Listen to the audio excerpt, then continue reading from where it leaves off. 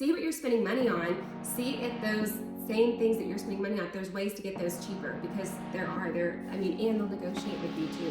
Well, They and don't wanna lose your service. that's part of what Ashlynn and I love to do, is spending time digging deep in with borrowers and clients and anybody. We're here to help, and so just call us, because it we're kind of nerdy and love the numbers part of it.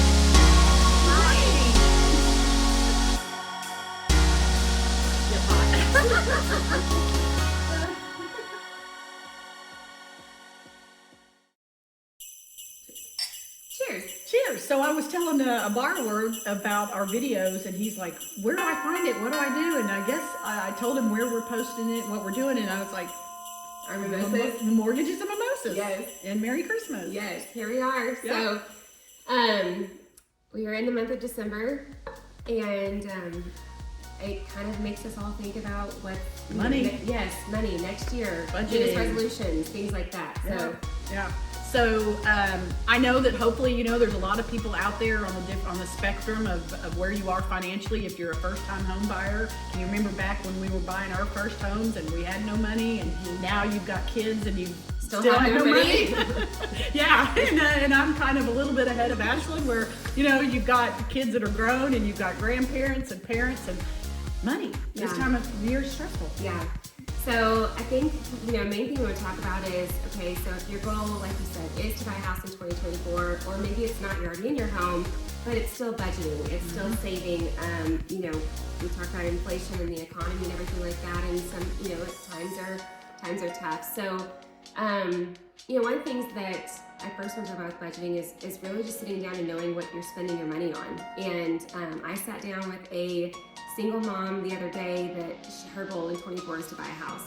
And she said for her, it's just when she gets home, she's tired, she's working, all that stuff. So I met her on her lunch break and from work, and we sat down, I pulled up my spreadsheet, and I had her pull up her phone, log into her bank account, and we literally just went over what are your fixed expenses?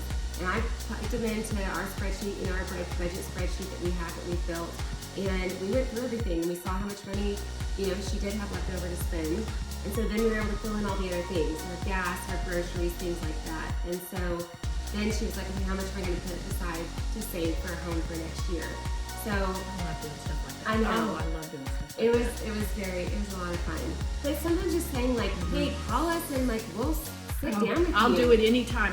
We used to teach a class years ago at the bank, because banks are required to do community reinvestment.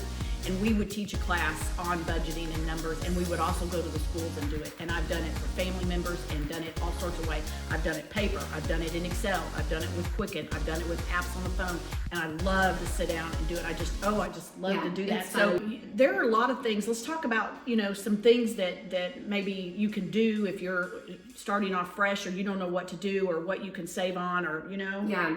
Well, I think, going back to that example of this single mom, she did not have very much money left over.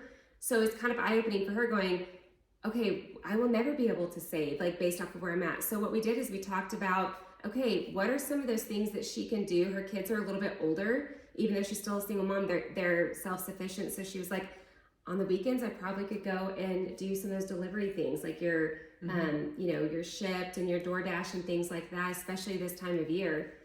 So she signed up to do that, and so she was like, now I'm gonna have that extra money, and all of that she's gonna put towards saving. And so it's that extra income. Shoot, just going through your bank account and looking at all the miscellaneous charges that you have from all of the iTunes, the purchases you buy. I did that with my sister, and she was like, oh my God, and her kids' stuff was coming into her bank account. So they're just reviewing what you spent tells you where you need to change. Exactly.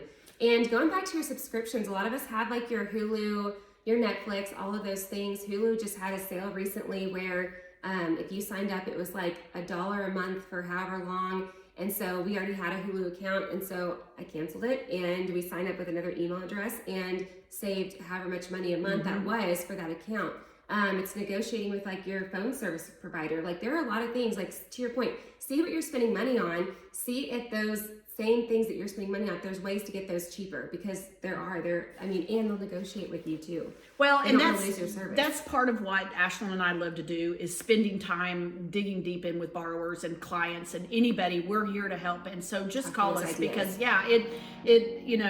we're kind of nerdy and love the numbers part of it, and it's what we really enjoy. So please call us if there's anything we can do, small or big.